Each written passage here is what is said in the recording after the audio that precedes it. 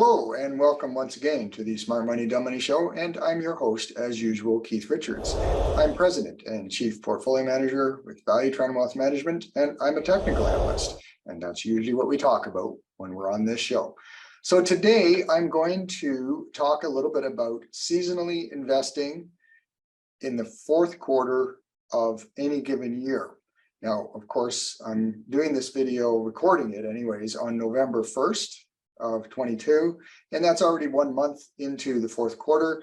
So the reason I'm talking about this subject right now is because many of the sectors on the list that I'm going to show you, their seasonal period actually often bleeds into well into the first couple of months, at least, of the new year. So it doesn't mean that as of December 31st, any of these sectors are out totally of their seasonal period, but they tend to have very strong results on a normal basis in that last quarter. Now, the second thing is a seasonal tendency is very much like trying to predict the weather. So if we are calling for a snowstorm and it's October, you might say that you have a greater probability of being correct about making that call for a snowfall to happen on a certain day if you're calling for it in January versus October. Now, it's not to say that you can't get a snowfall in October. In fact, I've personally experienced a couple of snowfalls in October while I was driving up to my cottage, but it doesn't happen very often, whereas it does happen very often that it snows in Ontario in January. So that's the idea behind seasonality. It's not a given, it's a tendency to be more often right than wrong if you're going to make a call on any of these sectors. Now, today's ideas for seasonally strong sectors come from sentimenttrader.com, and most of you know that I use these guys as a backdrop to get my data for various sentiment indicators, such as the put to call and all kinds of interesting things. So they also do look at seasonality as one of their many things. They're not looking at seasonality as in-depth as somebody like, say, Brooke Thackeray would, E.O. Hirsch, well, I should say Jeffrey Hirsch now, because he's taken over the business from his father of the Stock Trader Almanac, or John Vilu of Equity Clock. All of these people are bigger into seasonality than Sentiment Trader, but Sentiment Trader lays it out pretty straightforward and easy at times. So there's the reference I'm using for today's show. So I'm going to go right to a PowerPoint presentation, and it's going to list the supposedly stronger seasonal sectors. And then I'm going to look at the charts, because really we have to see if this is in fact one of those times when we're predicting that weather and it is likely that we're going to get the snowfall. So let's take a look. And I'm going to share the screen, and I'm going to go to this. So we'll start from the beginning. Caesar sector analysis. Here are the favorable seasonal stocks, or sectors, I should say, according to sentimenttrader.com. And rather than reading them one at a time, I'll just get right into the list, starting from the top with the biotech. And anybody that knows my basics in technical analysis, I believe in the 4 phases of the market, which is base, uptrend, top, downtrend, repeat. Okay, you can actually see this on this chart quite nicely: base, uptrend, top, downtrend, base, repeat. So we're in a base without doubt on the biotech sector. If the biotech sector, this is the ETF, which I'm not endorsing specifically, I'm trying to use this as a benchmark for the sector, and that goes for all of these charts I'm going to be showing you. They're usually ETFs, but I'm using them as benchmarks. Well, you can see that IBB needs to break somewhere around 135 bucks before it's out of the base.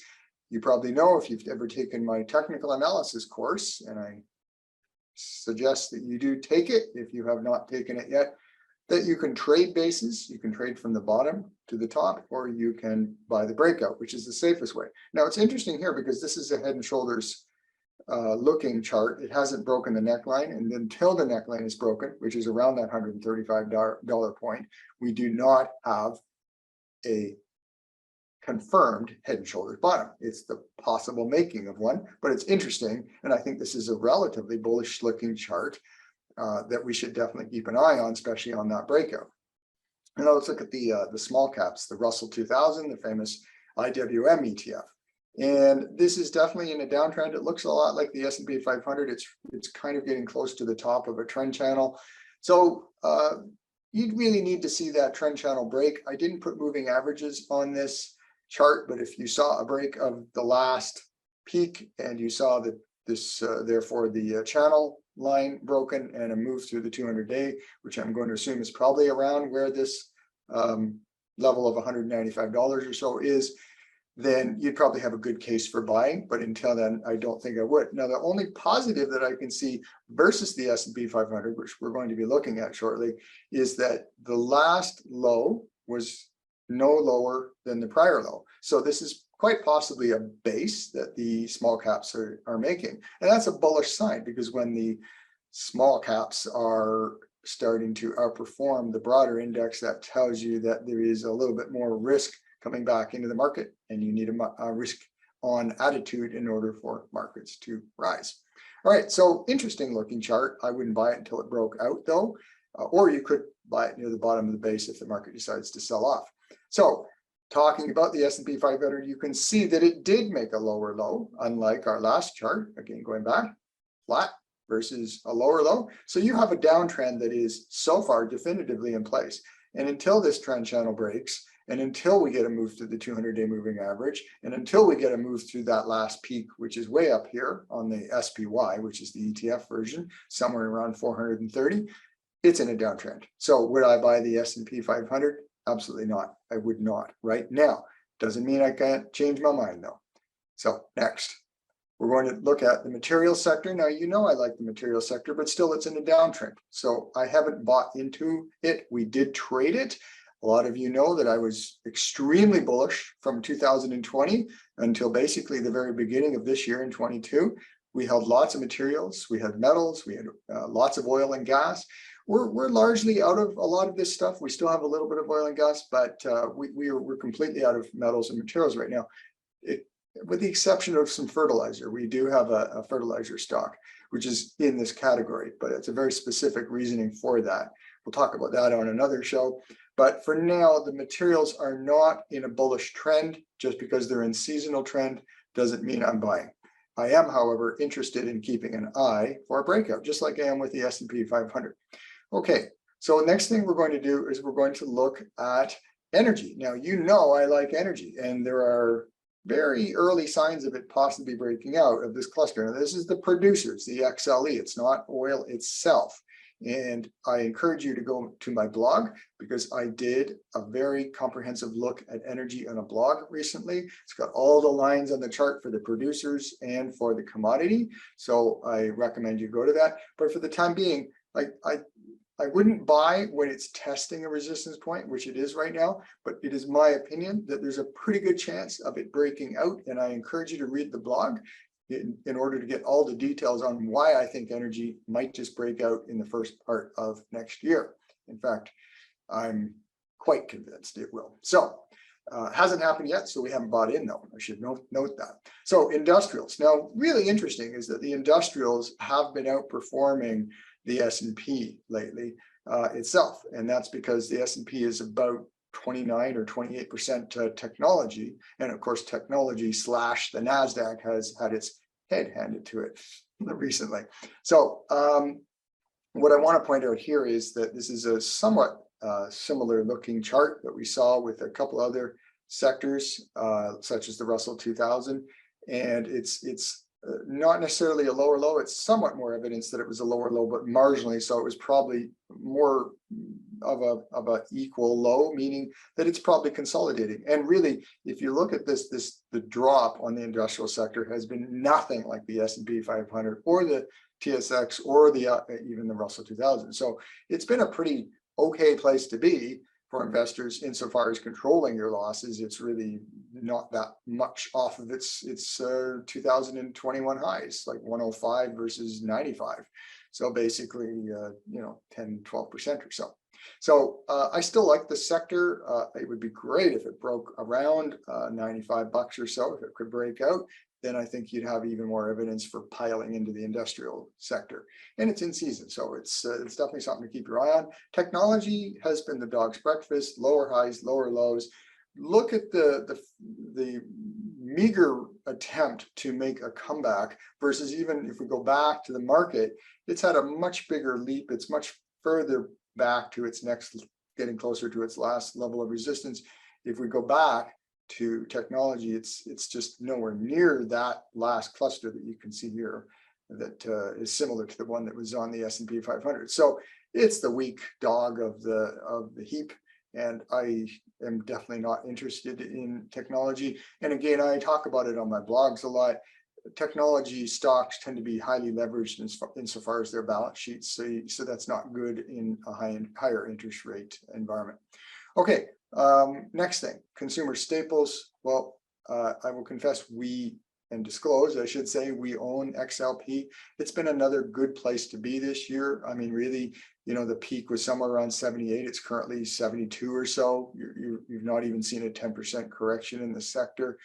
And that depends on where you also bought it as well. So we quite like staples, and I think they'll continue to do okay for at least the balance of the year. Probably get into this level around 75 bucks or so, maybe 76, and I will probably take a look at that point of selling. So healthcare, how can you argue with this? I mean, literally anybody that bought this sector has been pretty darn close to break even this year. It's only a few bucks off of its high. Right now it is facing a level of resistance at around $132. If it breaks, that would be bullish, but it may just return to the bottom of its trading range, which would be down here in the low 120s. I think it looks like a pretty good trade as far as I'm concerned. If it does return to the bottom, I'd be all over this sector somewhere, in the low 120s, assuming it holds. Follow your technical rules, again, as outlined in my technical analysis course, and I continue to suggest you take it if you have not already, because we talk about all these rules on how to enter, how to exit, all the different indicators and stuff that I use to refine those entries and exits. You got to know this stuff. What I'm giving you here is high level information. You need to be a little bit more diligent than I can be on a 15-minute video. So discretionaries. Discretionaries have been hit hard because they're a lot like the technology sector, in that they're things that you want, not that you need. So you buy a couch because you want it, you need toilet paper. So nevertheless, a flat bottom. So again, a better looking profile than the S&P 500, just much bigger swings. And it's really not had any degree of the recovery that the S&P 500 itself is having. Again, this is probably because of the industrials and the materials and energy in particular. Some of the things we've talked about today. So do I like the sector? I think it's in a base. I think it's an interesting sector to look at. And, it's close enough to the bottom that if you're a bull on the market, it probably will rise to the top of this trading range. If you're concerned that maybe the current rally that we've seen in the S&P is a bit of a head fake before you get one last blast down, and that could happen. I've talked about that. I'm not making any predictions, but that's a possibility. Then maybe this would not be your favorite sector just because it's not showing much comparative relative strength. Okay. So that's it for today. We've talked about the so-called favorable sectors from a seasonal perspective as supplied to me by sentimenttrader.com. And we've looked at their charts, and these are a few things you can look for in these sectors for your own potential buys or sells on and in your portfolio. Thanks for watching, and we'll catch you again next week.